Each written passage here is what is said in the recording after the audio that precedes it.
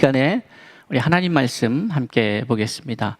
하나님의 말씀은 마태복음 16장 13절로 20절의 말씀입니다. 마태복음 16장 13절의 말씀입니다. 예수께서 빌립보 가이사랴 지방에 이르러 제자들에게 물어 이르시되 사람들이 인자를 누구라 하느냐? 이르되 더러는 세례 요한, 더러는 엘리야, 어떤 이는 예레미야나 선지자 중에 하나라 하나이다. 이르시되 너희는 나를 누구라 하느냐? 시몬 베드로가 대답하여 이르되 주는 그리스도시요 살아계신 하나님의 아들이시니이다. 예수께서 대답하여 이르시되 바요나 시몬아, 내가 복이 있도다. 이를 내게 알게 하니는 혈육이 아니요 하늘에 계신 내 아버지시니라. 또 내가 내게 이르노니 너는 베드로라. 내가 이 반석 위에 내 교회를 세우리니 음부의 권세가 이기지 못하리라.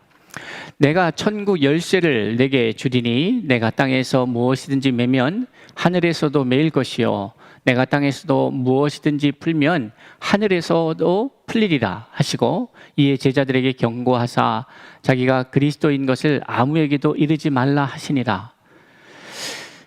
20절까지의 말씀을 우리가 함께 보았습니다.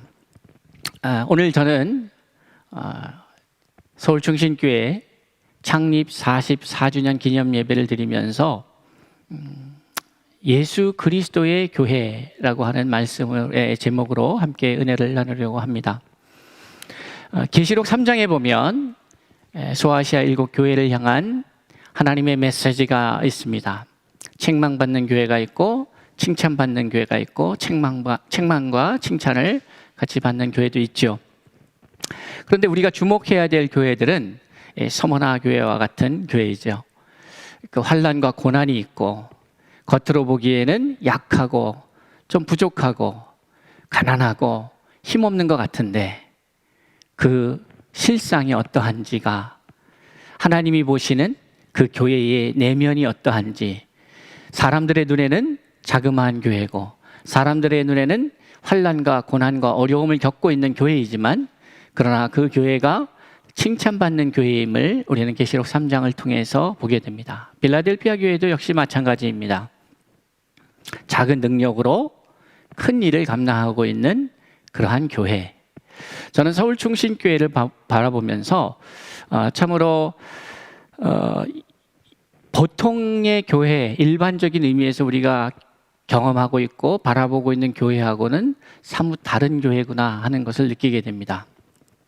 이렇게 하면 여러분들이 제가 목회하는 교회이기 때문에 제가 그렇게 생각하는 것이다, 이렇게 생각할 수 있는데 여러분이 다니시는 교회입니다. 여러분이 다니시는 교회인데 이게 왜 다르냐면 우리 장로님들 또 교단 일을 하시면서 또 다른 교회의 상황을 보면서 알 수도 있을 거라고 생각되는데 제가 여러 교단을 불문하고 여러 교역자들과 교제하고 교회 상황들을 나누고 바라보면서 느끼는 것이, 우리 교회가 지금 걸어온 시간들을 바라보면서 다른 교회한테서 볼 수 없는 것들이 보여진다는 사실이 매우 흥미롭다는 점을 제가 지금 말씀드리고 있는 것이죠.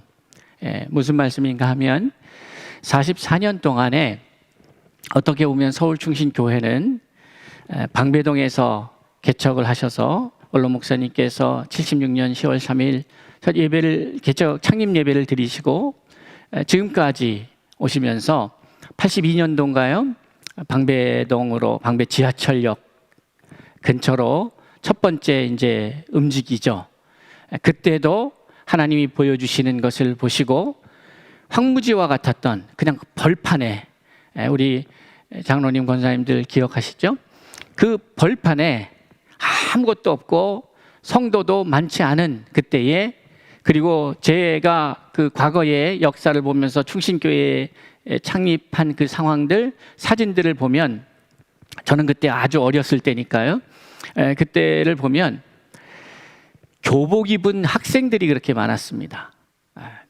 그때 수요 예배도 그렇고 주일 예배, 토요 예배 이렇게 많이 이렇게 학생들의 교복 입은 모습이 예배의 장면에, 사진에 나오는 것을 제가 보게 됩니다. 그러니까 어떻게 보면 당시의 서울충신교회는 참 젊은 교회였다. 다음 세대가 활성화되어 있는 교회였다. 그러나 역시 개척교회였기 때문에 참 어려운 상황이었다라고 봅니다. 참 피아노 학원에 빌려서 주일날 피아노 학원을 하나니까 학원을 빌려서 미술 학원인가요? 피아노 학원인가요? 학원을 빌려서 제 기억으로는 그냥 거기서 예배를 드리다가 이제 3층 건물 그래서 예배를 드리고 이렇게 시작된 교회가 또 교복이 많이 보이는 그러한 교회, 여러 면에서 작고 어려움이 있었던 교회지만 방배동 지역으로 그 지하철역이 있는 방배동 지역으로 이주할 때에 제가 볼 때 그것은 대단히 위대한 결단이었다 이렇게 보여집니다. 그리고 그곳에서 많은 부흥을 경험합니다. 하나님의 역사, 신유의 역사, 기적과 같은 일들을 경험하죠.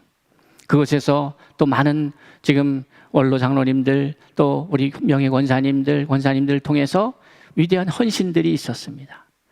그래서 그곳에서 오히려 부흥이 됐어요.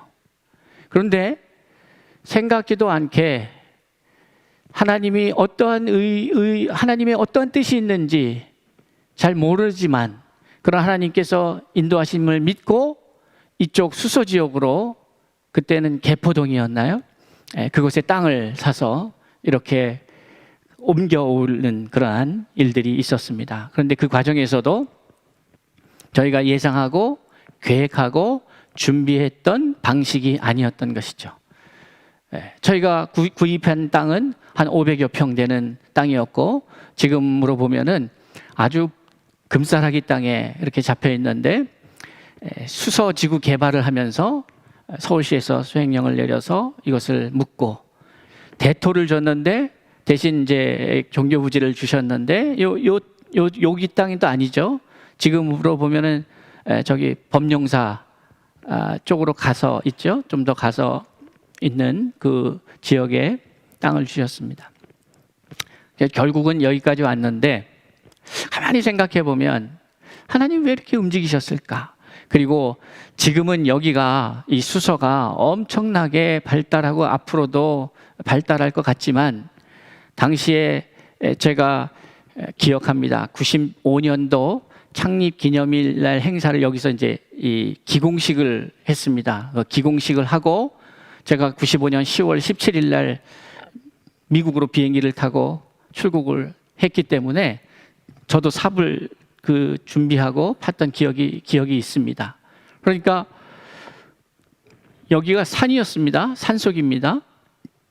그러면 방배동 지하철역에 그 좋은 입지에 있는 교회가 성도들도 많았고 가득 찼고 그때는요 서서 늦게 오면 저 뒤에 서서 드리는 그런 분들도 있었어요.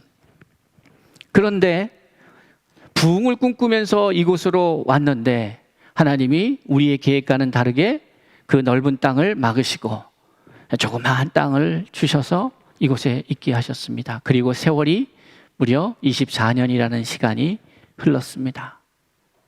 그러니까 방배동에서 개척해서 거기서 지냈던 시간들보다 이곳에 와서 지낸 시간이 더 많습니다.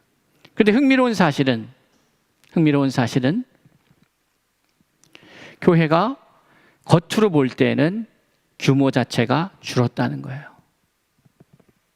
방배동에 있을 때보다 줄었습니다. 그러면 이 줄은 상태에서 큰 변화 없이 이렇게 20여 년이라는 시간을 이렇게 계속해서 지속해 온다는 것은 일반적인 상황이 아닙니다. 그리고 더 나아가서 그렇게 장기간 동안에 소위 말하는 우리가 생각할 때에 부흥이라고 하는 것을 경험하지 못할 때에 빚어지는 현상은 뭐냐면 성도들이 힘을 잃게 됩니다. 비전이 없어요. 그래서 교회가 위축됩니다. 그리고 사라지는 교회들도 허다합니다. 그런데 충신교회는 그런 겉으로 봤을 때에는 부흥이 없는 것 같은데 지난 역사를 돌아보면서 우리가 쉽게 눈으로 보기에 판단하기가 어려울 정도로 작은 교회 같은데 큰 일들을 감당해왔던 것이 충신교회의 역사입니다. 원로 목사님께서 현직에 계실 때에, 목회를 하실 때에 미국에 20여 차례의 집회를 갔다 오셨죠. 저는 그것이 코디엠의 시작이라고 그렇게 생각이 됩니다. 중국을 제외한 이민자가 가장 많은 곳이 바로 북미입니다. 그곳에 가서 복음을 전했는데, 원로 목사님 사역하시는 그때에는 우리 교단이 없었고 거기에 교단 교회가 없었습니다. 그러니까 주로 성결교 목사님이 장로교 교회 가서, 감리교 교회 가서, 침례교 교회 가서 말씀을 증거하셨습니다. 저는 이것 또한 우리 성결교회의 스피릿이다, 이런 생각이 듭니다. 김응조 목사님, 이성봉 목사님, 이런 분들이 복음을 전하고 외칠 때에 교단과 상관없이 부흥사로 활약하셨던 시대가 있었고, 그것이 성결교회의 시작입니다. 성결교회는 우리가 출석하고 있는 로컬 교회를 키워가는 것을 목적으로 하지 않았습니다. 성결교회는 영혼 구원의 이 구령의 마음속에서 복음을 외치는 교단이었습니다. 초기에 성결교단은 파송제였습니다. 그래서 교단에서 목회자를 향하여서, 자, 저기 전라도로 가서, 신안에 가서, 혹은 목포 가서 복음을 전해라 하면 그것이 교회가 있든 없든 가서 개척을 하고, 또 교회가 있으면 부임해서 적응하다가, 또 교단에서 저기 신의주로 가십시오 하면은 툭 털고 가야 되는 것이었습니다. 그것이 성결교회였습니다. 그 성결교회, 제가 김응조 목사님을 실제로 뵌 것이 2번 뵌 적이 있는데, 저희 교회 오셔서 말씀을 증거해 주실 때에 제가 겪었습니다. 복음을 위해서 주저하지 않고 자신의 삶을 드렸던 사람들의 그 시간이 모아져서 역사가 되었고, 그것이 부흥을 이끌어 왔다는 것이죠. 누군가는 하나님 앞에서 희생하고 헌신하고 자기를 드렸던 사람들이 있었기에 지금의 이 시간이 있는 것입니다. 서울충신교회는 우리 성도들이 느끼고 우리 성도들이 이해하는 것보다 훨씬 더 큰 교회입니다. 그것은 제가 교단에 나가서 일을 하다 보면 느낄 수 있는 것입니다. 그러니까 저희 교회를 와보지 않은 분들은 우리 교회가 대단히 큰 교회라고 생각하고 있어요. 왜 그랬을까? 우리가 그렇게 거짓 홍보를 한 것인가? 그렇지가 않습니다. 원로 목사님 성품을 아시겠지만은 막 교회를 자랑하고, 와, 우리 이런 스타일이 아니시잖아요. 그런데 이 교회가 교단을 위해서, 또 지역사회와 교회와 이 세상을 위해서 헌신하고 희생하는 그 규모 자체가 밖에서 봤을 때에는 작지 않은 교회구나 하는 생각을 갖게 했던 것이죠. 그리고 지금 저희들은 44년이 지난 지금 이 자리에 서 있습니다. 우리의 모습을 보면 제가 한 번도 겪어보지 못한 모습입니다. 창립 기념일 쪽에서 이렇게 적은 숫자가 모여서 하나님 앞에 예배드린 적이 없습니다. 아마 제 기억으로는 창립 예배 때도 이렇게 적은 숫자는 아니었을 겁니다. 왜냐하면 보통 창립 예배 때는 많은 목사님들이 오셔서 축하해 주시고 하시니까. 그러니까 창립 이후로 이렇게 적은 숫자가 모여서 하나님 앞에 창립 기념 예배를 드린 적은 거의 없었을 것 같습니다. 그런데 지금 우리가 그러고 있어요. 그런데 여러분, 지금 하나님의 뜻을 붙잡고 우리의 눈에는 작게 보이고, 우리의 눈에는 힘없게 보이고, 우리의 눈에는 실패같이 보이고, 하지만 지금 하나님이 일하고 계심을 우리는 잘 알고 있습니다. 아니, 믿음의 눈으로 보아야만 보이는 그것들이 있습니다. 말레이시아에 윤여상 선교사님을 파송하여서 고군분투하고 있습니다. 영국에 있는 교회들이 함께 협력하며 그 교회들이 또 그 땅을 위해서 중보하고 섬기고 있습니다. 북미의 교회들이 오늘 김충겸 목사님, 이충건 목사님 축하 영상 메시지를 보내주셨지만 그 교회뿐만이 아니라 이창남 목사님, 최재영 목사님 등등, 최호선 목사님, 이런 분들이 함께 그 귀한 일들을 감당하고 있습니다.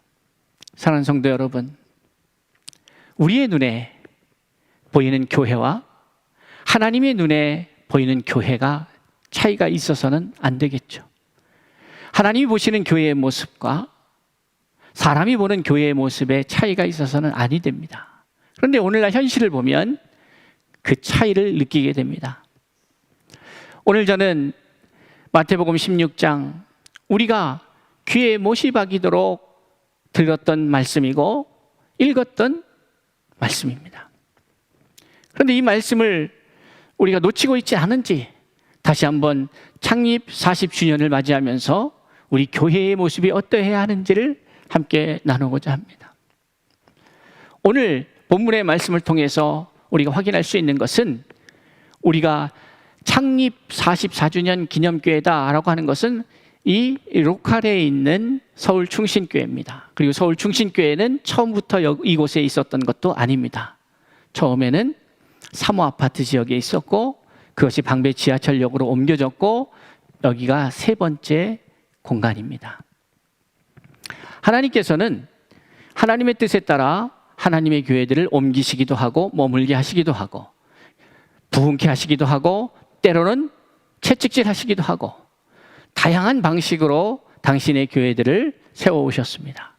근데 여기서 잊지 말아야 될 것은 무엇인가 하면 바로 이 교회가 하나님의 교회, 이단 말하는 게 아니고요, 하나님의 교회, 주님의 교회, 예수 그리스도의 교회라는 사실입니다. 오늘 본문에서도 그것을 분명히 하고 있습니다. 내가 내 교회를 세우리니 라고 말씀하셨죠. 예수 그리스도의 말씀입니다. 예수 그리스도께서 내 교회를 세우겠다라고 말씀하고 있습니다. 그 내 교회를 세우겠다고 하셨는데 그 앞에 앞의 이야기들을 우리가 주목할 필요가 있습니다. 그 반석 위에 내 교회를 세우겠다. 이 이야기는 예수님께서 거니시면서 제자들에게 묻는 그 물음과 답변 속에서 나온 이야기입니다. 세상 사람들이 나를 누구라 그러냐 묻습니다. 이것은 매우 중요합니다. 여러분, 세상 사람들은 여러분을 누구라고 부르고 있는지요? 여러분을 누구라고 부르고 있습니까? 세상 사람들은 이 목사를 뭐라고 부르고 있을까?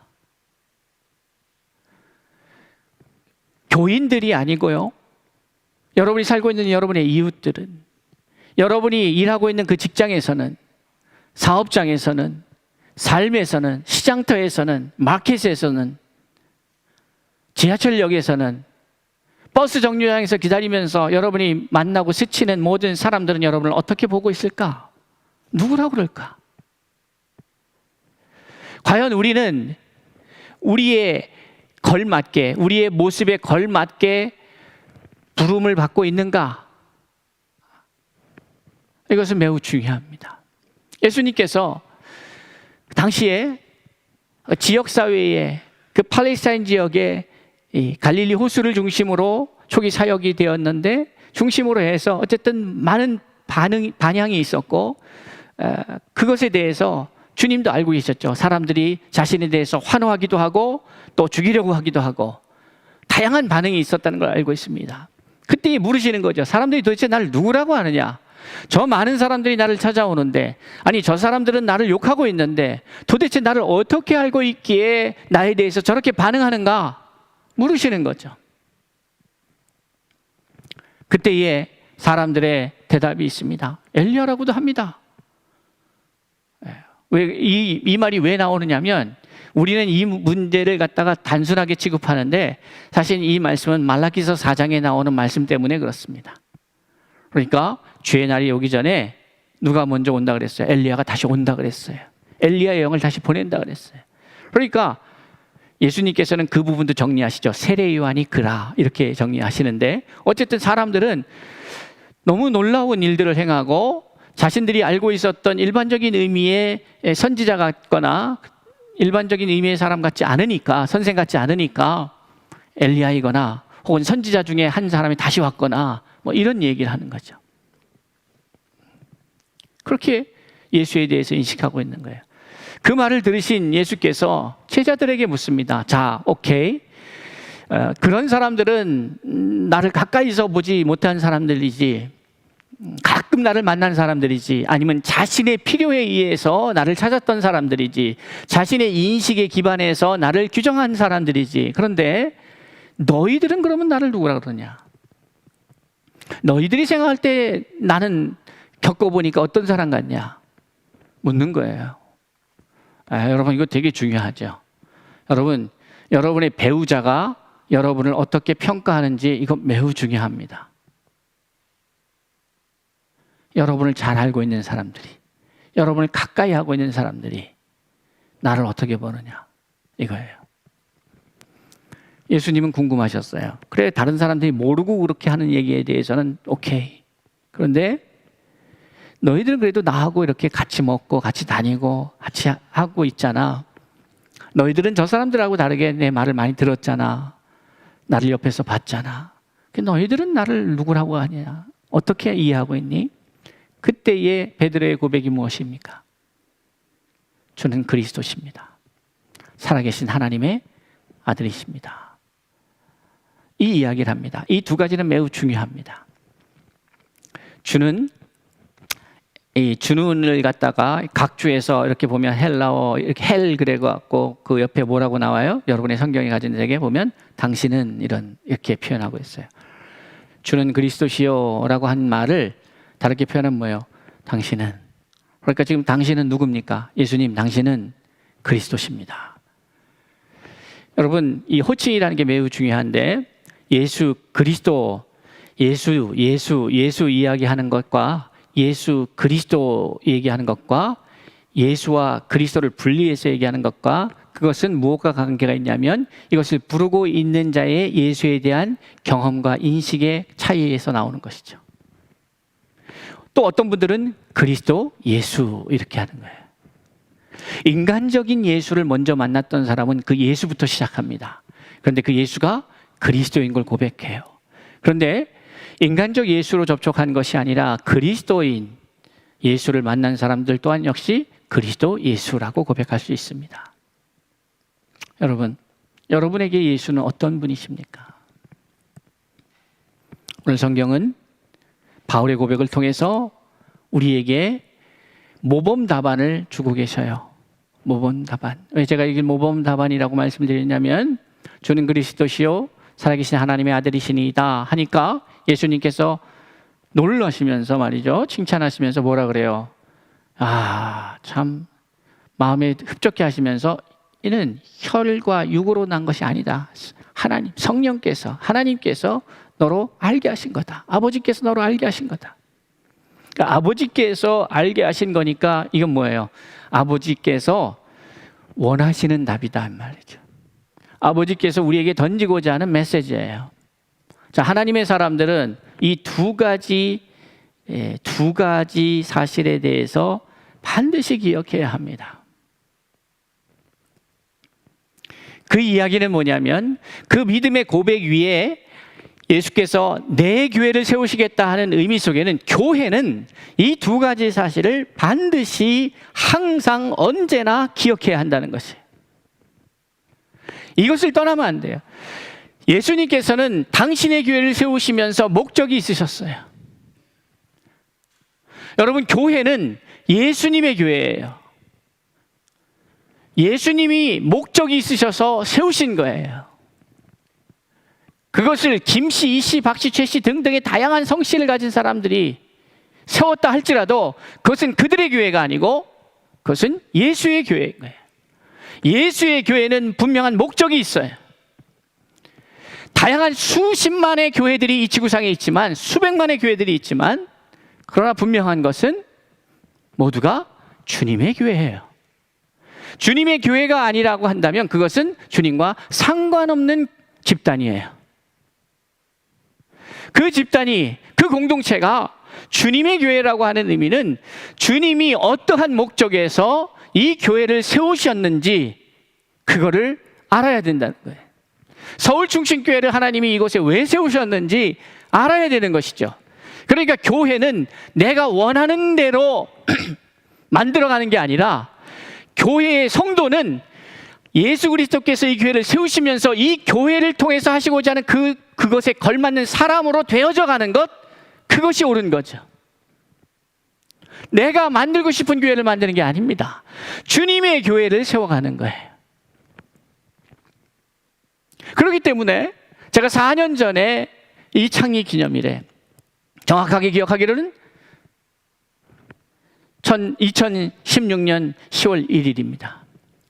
토요일에 코리안 디아스포라 미션 포럼을 하면서 이제 서울충신교회는 40주년을 맞이하면서 이러한 방향으로 갑니다 했는데, 그것은 제가 40년의 역사를 정리해서 한마디로 이 교회가 나아가고는 방향에 대해서 던진 것이지, 제가 개발하거나 창조하거나 한 것이 아닙니다.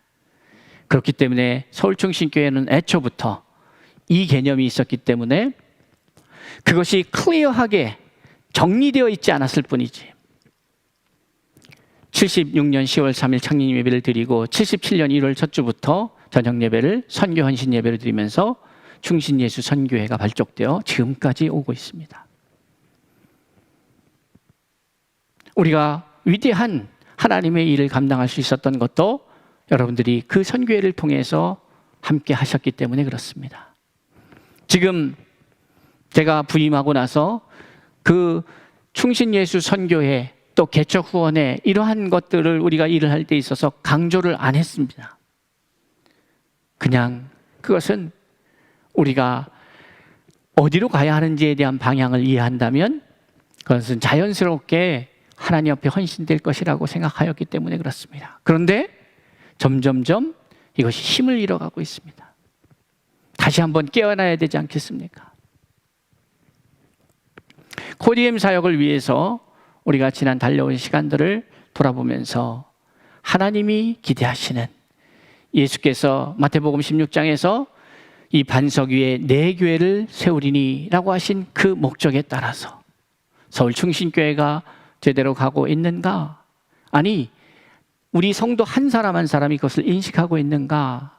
이것이 매우 중요하다는 말씀을 드리고 있는 것입니다. 성도 여러분, 서울충신교회는 지난 44년의 역사 속에서 우리 교회를 가꾸는 일을 하는 데에 우리의 에너지를 쏟은 것이 아닙니다. 그것은 금방 사라질 것이에요.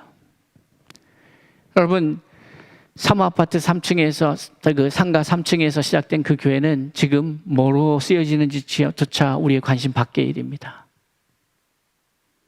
지금 방배동에서 12년간 사역이 되었던 그 교회 역시도 마찬가지입니다.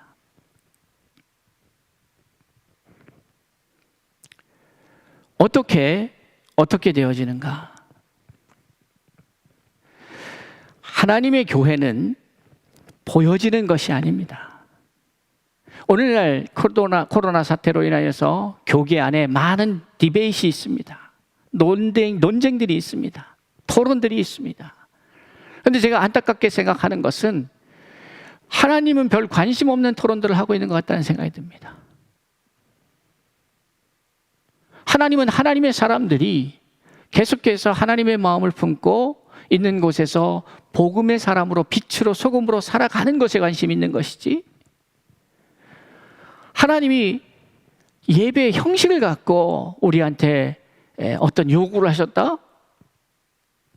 그것은 제사법에 나와 있는 것이죠. 그러나 이미 예수 그리스도로 인하여서 그 제사는 의미가 없는 것이 되었죠. 그것을 통해서 더 업그레이드된 예배라고 하는 개념이 나옵니다. 더 업그레이드 되어서 예수께서 우리에게 친히 말씀하신 것은 신령과 진정으로 드리는 영적 예배, 영의 예배에 대해서 말씀하신 거죠. 제사에 대해서 말씀하신 적이 없어요. 613개에 대한 율법에 갇혀 살라고 말씀하신 것은 더더욱 없습니다. 그런데 우리는 종교라고 하는 것을 만들어서 종교 안에 갇혀서 종교의 노예가 되어서 살아가고 있다는 것이에요. 하나님은 우리를 풍요롭게 하시고 자유롭게 하시고 넘치는 은혜 속에서 마음껏 우리에게 주신 허락하신 인생의 기회 속에서 이것을 누리며 살아가기를 원하시는데, 우리는 종교라고 하는 걸 만들어서 그 안에 갇혀서 그것을 수행하면서 그 숙제 감당하면서 그것을 하면 다 잘한 것처럼 그렇게 하면서, 여러분, 율법은 초등학문입니다. 명확히 하셔야 합니다. 율법을 지키는 것은 초등학문이에요. 그것을 통해서 훈련을 받아서 우리로 하여금 자유인, 성숙한, 성장한 어른의 장성한 성인의 믿음을 소유하게 하는 그 출발점인 거예요. 우리 서울중심교회가 지난 44년의 시간 속에서 제가 8년이라는 시간을 목회를 합니다. 제가 올해로 8년째 목회, 만 8년을 향해 가고 있습니다. 12월 9일이 되면 이제 만 8년이 돼요. 짧지 않은 역사를 여러분과 함께 하고 있습니다. 그런데 우리는 기억해야 합니다. 이 교회가 무엇을 위해서, 왜 존재하는지. 내 교회를 세우는 데에, 그 교회를 세울 때에 베이스먼트를 어떻게 했느냐 이 말이에요. 베드로의 신앙 고백 위에 세웠습니다. 베드로의 신앙 고백이 뭐냐 이 말이에요. 주는 그리스도십니다 하는 거예요. 주는 그리스도이십니다. 그리고 주는 살아계신 하나님의 아들이십니다. 이거예요. 이게 왜 중요하냐면, 바로 교회는 그 두 가지 사실을 반드시 기억하고 그 두 가지 사실을 위해서 존재한다는 거예요. 이게 무슨 말인가? 자, 먼저 그리스도다. 이 그리스도가 뭡니까? 이 그리스도는 메시아의 헬라어 말이죠. 그리스도가 뭐예요? 기름 부음 받은 자, 메시아, 구원자, 기름 부음 받은 자예요. 선택받은 거예요. 하나님이 선택하신 거예요. 자, 그것을 그 교회하고 연결되어지면 어떻습니까? 교회라고 하는 것 자체가 무슨 말이에요? 에클레시아라고 하는 말은 무슨 뜻입니까? 에크라고 하는 전치사, 어디로부터, 무엇으로부터라고 하는 뜻이 있고, 칼레오라고 하는 말, 그것은 부르다라고 하는 뜻이 있어요. 그러니까 교회라고 하는 이 에클레시아라고 하는 말의 뜻은 무엇인가 하면, 세상으로부터 부르심을 받은 자들의 공동체예요. 부르심을 받은 자들, 선택받은 자들, 부름을 받은 자들. 불렀다는 것은 부름 받은 자의 의지가 들어가는 겁니까? 아니면 부르신 자의 의지가 있는 겁니까? 부르신 자의 의지가 있는 거죠. 부르신 자가 부르신 거예요. 불러서 모으셨어요. 그런데 기억해야 합니다. 교회라고 하는 공동체는 그것만 이해하면 50% 이해하는 거예요. 무슨 말인가 하면, 부르셨어요. 그리고 나서 예수 그리스도로 인하여서 또 다른 메시지를 우리에게 주셨습니다. 요한복음 20장 21절에 보면 이런 말씀이 있어요. 아버지께서 나를 보내신 것 같이 나도 너희를 보낸다. 예수 그리스도는 그리스도로서 이 땅에 오셨습니다. 예수 그리스도는 그리스도로 이 땅에 오셨어요. 기름 부음을 받아서 하나님의 뜻을 갖고 이 땅에 오셨어요. 분명히 있는 파송입니다. 목적이 있는 파송이에요. 우리에게 생명을 주시려고, 자유를 주시려고 이 땅에 오신 거예요. 우리에게 영생을 주시려고 오셨어요. 그래서 하나님이 기름 부으셔서 택하셔서 이 땅에 보내셨어요. 그런데 예수님께서 뭐라고 말씀하시냐면 요한복음 20장 21절에 아버지께서 나를 세상에 보내신 것처럼 나도 너희를 세상에 보낸다. 그래서 마태복음 28장 19절 이하에 가서 아버지와 아들과 성령의 이름으로 세례를 주고 내가 너희에게 분부한 모든 것을 가르쳐 지키게 하라. 우리를 부르시는 것으로 끝나는 것이 아니라 다시 어떻게 합니까? 세상에 부르셔서 하나님의 자녀 삼으셔서 하나님의 자녀답게 세우셔서 양육하시고 장성케 하셔서 다시 어떻게 합니까? 세상으로 보내셨어요. 그러니까 교회는 이 두 가지 사실을 알아야 합니다. 우리가 부름을 받은 자구나. 그러면 부르신 자의 목적이 무엇일까? 이것을 봐야죠. 딴 생각할 필요가 없어요. 딴 생각하면은 놓치는 거예요. 정신 똑바로 차리고 나를 부르시니까 나를 왜 불렀는가? 교회를 세우시니까 이 교회를 왜 세우셨는가? 그것에 우리는 집중하지 않으면 잘못하면 엉뚱한 생각해요. 그리고 그것에 집중하지 않으면 어떤 일이 벌어집니까? 우리는 가끔 전문 용어로 뭐라 그러죠? 멍 때린다 그래요. 멍한 거예요. 여러분 직장 생활하면서 그런 경험이 없으십니까? 사업장에서 출근하셔서 말이죠. 어디 그냥 멍하게 있을 때가 있어요. 그러면 안 되죠. 그럼 뭔가 문제가 있는 거예요. 컨디션이 안 좋든 몸이 안 좋든 아니면 근심과 걱정이 있든. 그러니까 내가 지금 부르심을 입고 이곳에 서 있다면 나를 부르셔서 그곳에 서 있게 하신 그분이 나를 왜 그곳에 부르셨는지, 아니면 나를 왜 이곳에 부르셨는지, 그것을 항상 기억하면서 집중하지 않으면 멍 때리는 거예요. 엉뚱한 생각을 해요. 엉뚱한 짓을 해요.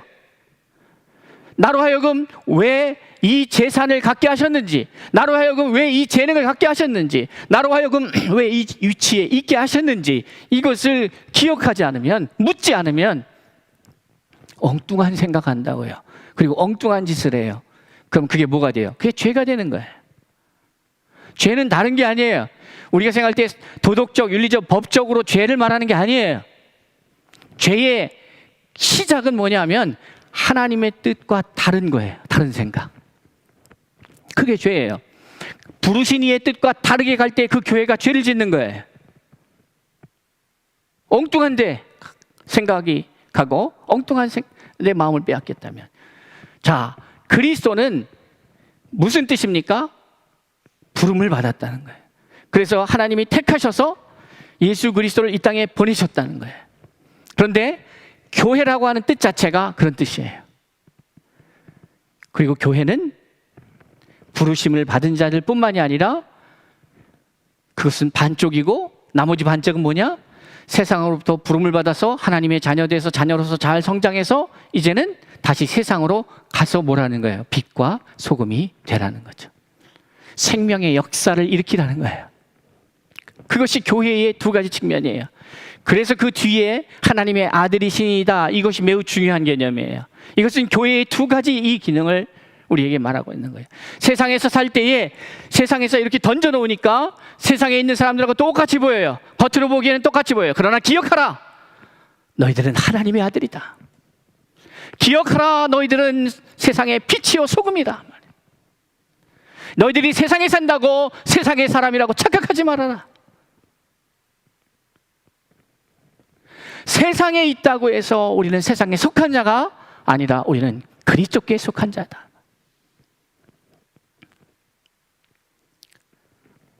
여러분, 오늘 코로나는 하나님이 허락지 아니하셨다면 이것이 있을까?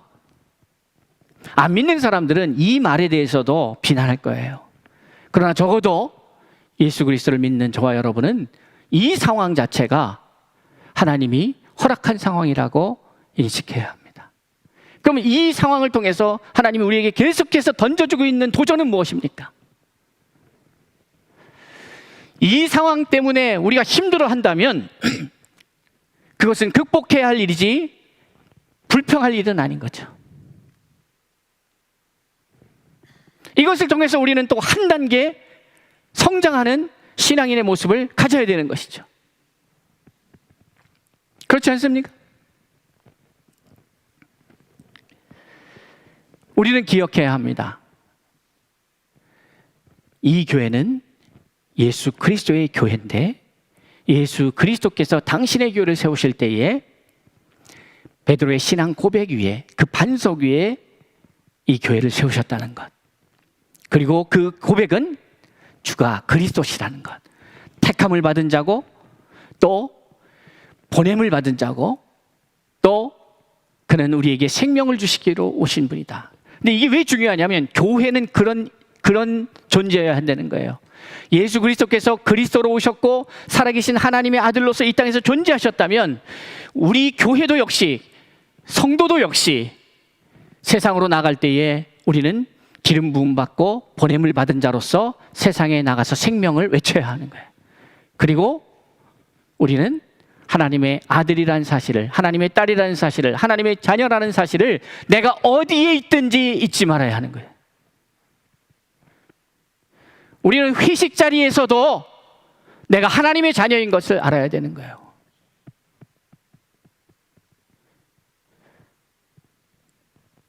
제 말을 잘 들으셔야 돼요. 회식을 하지 말라는 얘기도 아니고, 거기 가서 뭐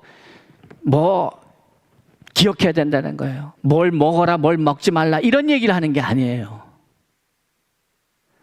내가 왜 하나님이 나를 이 자리에 있게 하셨는지 기억하라. 저는 최근 들어서 많이 생각하게 하는 것이, 저는 제 건강이 훨씬 좋아졌습니다, 개인적으로는. 그런데 어떤 생각이 들었냐면, 하나님이 그냥 자고 일어나야 되는데 하나님께서 그냥 자다가 데려가셔도 이상할 것이 하나도 없는 존재구나 하는 생각이 갔습니다. 여러분 자신 있으십니까?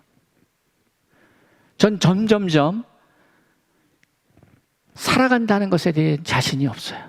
그러니까 자신한다는 게 뭐냐면, 하나님이 내게 내일의 시간을 허락하지 않는다면 내일을 내가 살아갈 자신이 없어요. 내가 운동을 해서 건강을 회복해서, 그러니까 하나님과 상관없이 나는 건강할 거야. 아니요. 이제 주변에서 생각지도 않은 사람들이 운명을 달리합니다. 생각지도 않은 방법으로. 아니, 그 사람이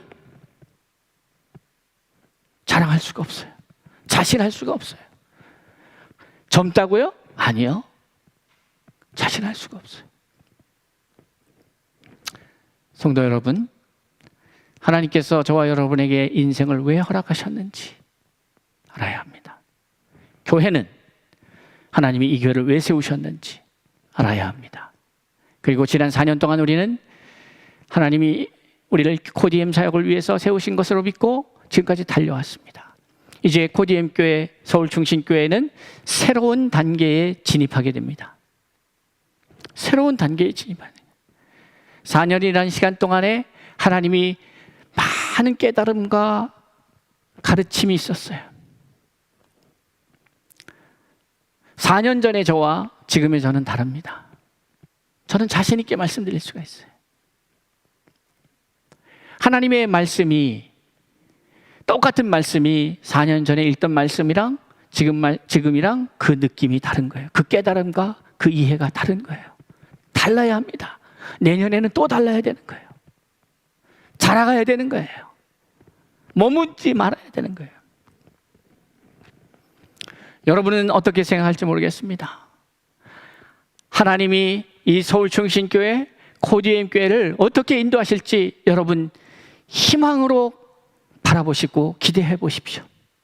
하나님이 어떻게 하실까?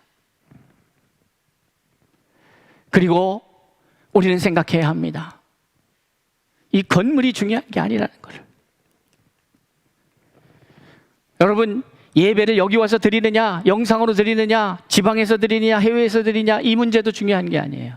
중요한 것은, 그런데 여러분, 하나님을 가볍게 다루지 마세요. 하나님을 가볍게 생각해서는 안 되는 거죠. 우습게 생각하면 안 되죠. 우리가 하나님 앞에 어떠한 모습으로 있어야 하는가? 내가 반바지를 입었냐, 양복을 입었냐의 문제가 아니라 내 마음 중심에 하나님을 경외하는 마음이 있는가? 하나님을 두려워하는 마음이 있는가? 서양 사람들은 스리퍼를 신고 또 경외하는 마음으로 하나님을 예배할 수 있을지 모르겠지만, 우리 한국 사람들은 그게 되기가 어렵다면, 그러면 우리는 우리에 맞게 가는 거죠. 그게 뭐 대단히 앞서가는 것처럼 말할 것도 없어요. 그러나 어떠한 형식이 그 내용을 담보할 수는 없는 거예요. 오해하지 말고 들으세요. 정장을 입고 제가 설교한다고 해서 제가 하나님 앞에 바른 모습으로 있다고 단정할 수 없다 이 말이에요. 어떠한 모습이든지, 어떠한 상황 가운데서든지 우리는 우리가 그리스도이시며 살아계신 하나님의 아들이라고 하는, 우리가 어떠한 존재의 목적으로 살아가야 될지, 이 그리스도라고 하는 것은 교회의 존재 목적을 말해요.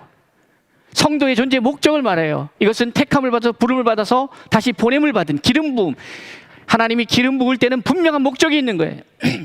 선지자로 기름 부으시고 왕으로 기름 부으시고 제사장으로 기름 부을 때는 그것은 직과 관계가 있는 거예요. 기름 부음은, 그리스도는 직과 관계가 있는 거예요. 예수 그리스도가 이 땅에 오셨다고 하는 것은, 그리스도라는 사실은 그가 십자가에 달려 죽으시고자 왔다는 사실이에요. 그러나 아들이라고 하는 것은 직의 문제가 아니고 신분의 문제예요. 내가 하나님의 자녀다는 말이지. 교회는 그래야 되는 거예요. 교회가 어떻게 세상에서 존재해야 되는가? 성도들은 어떠한 인식 속에서 살아가야 하는가? 매우 중요합니다. 사랑하는 성도 여러분, 44주년을 맞이했습니다. 서울 중심교회는 어떤 교회입니까? 여러분, 저는 교단 안에서, 또 저를 알고 있는 모든 목사들이, 모든 성도들이 저는 코디엠 목사로 알고 있습니다. 지난 4년 동안 저는 코디엠을 외쳤기 때문에 그렇습니다. 사람들은 예수를 얘기할 때에 그리스도로 얘기하고 있습니다. 그분의 메시아로 그리스도의 삶을 살았기 때문에 그렇습니다. 여러분은 누구로 불림을 당합니까? 장로로, 권사로, 집사로? 그게 문제가 아니죠. 어떠한 사람입니까? 매우 중요합니다. 서울 중심교회는 어떻게 비춰지고 있는가? 한번 돌아보는 시간이 되었으면 좋겠습니다. 요즘이 돌아보기 딱 좋은 시간입니다. 코로나 때문에 덜 분주해졌고, 또 뭐 사람 만나는 것도 덜 분주해졌습니다. 그러니까 여러분 집에 계실 때에 혹은 시간을 가지셔서 생각해야 합니다. 예수 교회라고 하는 것은 그리스도와 하나님의 아들이라고 하는 이 두 가지 사실을 정확하게 기억하고 그것을 이루어가는 삶이어야 한다. 하나님이 예수를 보내신 것처럼 예수도 우리를 보냈다. 교회는 세상으로부터 부름을 받은 존재만이 아니고, 또 교회를 예수 그리스도가 세상으로 보내셨다는 사실을 알아야 합니다. 그리고 세상에 존재할 때에 기억해야 합니다. 나는 하나님의 자녀라는 사실을. 그리고 나는 빛이요 소금이라는 것. 나는 그리스도의 사명을 받은 또 다른 그리스도의 역할을 해야 할 또 다른 그리스도의 모습이어야 한다는 것을 알아야 합니다. 복음을 듣지 못하는 자들에게 생명의 복음을 전하여야 할 그것이 우리의 메인 잡인 것을 기억해야 합니다. 여러분이 일하고 있는 것은 그 일을 위해서 필요한 포지션입니다. 그 일을 위해서, 복음 전도자의 삶을 살기 위해서 직업이 필요한 거예요. 먹고 살려고 하는 건 맞아요. 그런데 왜 먹고 살아야 되냐면, 이 일을 하기 위해서 먹고 살아야 되니까. 내가 먹고 살아야 될 이유는 그 살아야 있어야 할 이유가 있기 때문이에요. 그게 뭐예요? 바로 우리도 부르심을 받았고 보냄을 받은 자라는 사실을 기억하는 거죠. 그것을 이루는 그런 삶이 되어야겠습니다. 눈에 보이는 우리의 상황들은 절망입니다. 그러나 육신의 눈으로 보지 말고 그 뒤에서 역사하시는 하나님의 역사를 볼 수 있어야 합니다. 하나님의 군대를 볼 수 있는 눈이 우리 안에 열려지기를 바랍니다. 하나님의 역사를 바라볼 수 있는 눈이 있어야 합니다. 여러분이 세상에서 일하는 그 어떤 일도 하나님이 없는 일이 되어버리면 쓰레기입니다. 그 어떤 일도 그렇습니다. 그거를 표현한 게 바울 사도는 내가 하나님을 아는 지식 외에 다른 것들을 뭘로 여겨요? 다 배설물로 여기는 거예요. 어떤 의미가 있습니까? 아무 의미가 없어요. 서울중심교회가 앞으로 45년, 46년 주님이 오시는 그날까지 이제 어떠한 방향으로 나아가야 될 것인가. 그리고 그것을 위해서는 우리는 과감 없이 지나간 세월에 대해서 바꿔야 될 것들은 바꿔야 합니다. 묶여서는 안 돼요. 관습에 묶이고 전통에 묶이고 우리의 인식에 사고에 묶이면 우리는 미래를 살아갈 수 없습니다. 과감하게 나 자신을 털어버리고, 그래서 성경은 우리에게 권면하는 것이요, 날마다 죽어야 된다고. 어제의 나는 죽어야 합니다. 그리고 오늘 하나님과 새로운 역사를 써야 합니다. 그리고 내일 우리는 또 죽고, 오늘 내가 죽고 내일의 나로 거듭나서 또 새롭게 하나님과 동행하며 새로운 역사를 써내려가야 합니다. 그것에 대한 기대가 있어야 합니다. 서울중심교회와 코디엠교회 성도 여러분, 그 기대를 가집시다. 내일 우리를 통해 역사하실 하나님에 대한 기대, 그리고 그것을 순종하며 나갈 수 있는 믿음의 용기, 그것을 통하여 이 땅 가운데 생명의 역사가 일어날 줄로 믿습니다. 지난 4년간 우리로 달려오게 하신 하나님께서 앞으로 시간 속에서 위대하고 놀라운 역사들 바로 저와 여러분을 통하여 이 땅 가운데 펼치시기를 소망해 봅니다. 기도하겠습니다.